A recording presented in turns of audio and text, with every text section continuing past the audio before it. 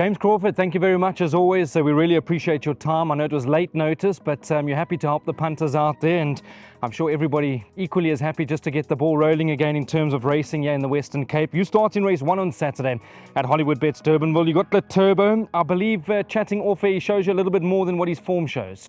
No, you know, Brandon, he's always been an immature horse. You know, I think what he did as a 2-year-old was more on his ability side than, you know, what he was really ready to handle.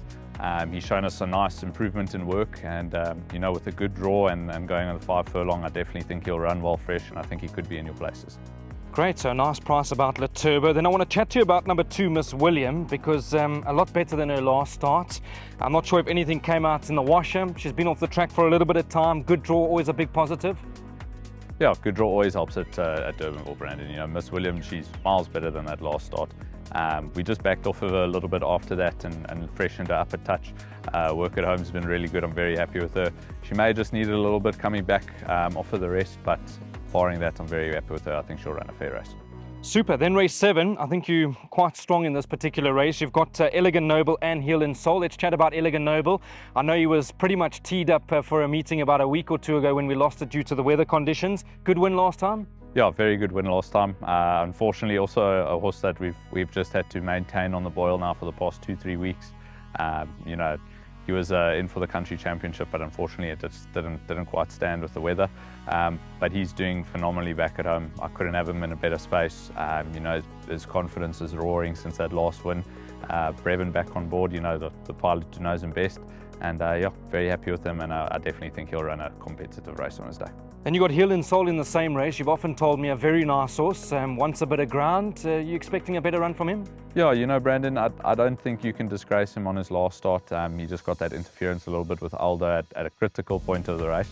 But he's doing very well back at home. His work has actually just improved week by week since that start. Couldn't have him in a better space, and I think he'll also run a very good race on the day.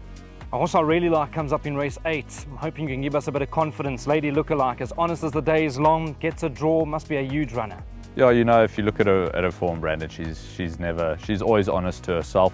Couldn't have her in a better place either. You know, we put on the half a kilo for Richard, but she's in top form at the moment, and I definitely think she could be in with a place chance. And the last of your runners, again, I think you're quite powerful in the last race, being race number 9. Let's talk about World Warrior, because he caught the eye last time up the straight at Hollywood Bets Kenilworth. He was doing some good work late. Yeah, he was. You know, Brandon, we just opted to let him finish off his race last time out, and he settled in beautifully and really was doing his best work late. So I think if he gets in with a good run and everything goes to plan, he could definitely also be up in your places. And then time-honoured, magnificent run last time. Yeah, we tried a bit of different tactics there, Brandon. You know, I noticed in his first start with us off the layoff, we gave him a bit of cover, let him finish off his race really well, and I said to Louis in his last start, you know, let's just go back to what we know works best, and he really relished, you know, running at horses towards the end of the race. So we're also very happy with him. He's improved a lot since that last start, and I definitely think he'll be a competitive runner on the day. I don't want to put you in an awkward spot. I know it's a question that many trainers don't enjoy, because any winner on a day is a big plus and positive for you guys, because you guys do a lot of hard work in the morning. James, I need to ask you your best. I'm going to run through them because I've had a look at the form. I know we've spoken about Elegant Noble. He must have a winning chance. Lady Lookalike, and then the last. Can you split them, Time Honoured and World Warrior? Oh, that's a very hard question, Brandon. Both their works are phenomenal at home. You really got me badly. World Warrior, he's a small little horse, but he's honest to his nature, and Time Honoured.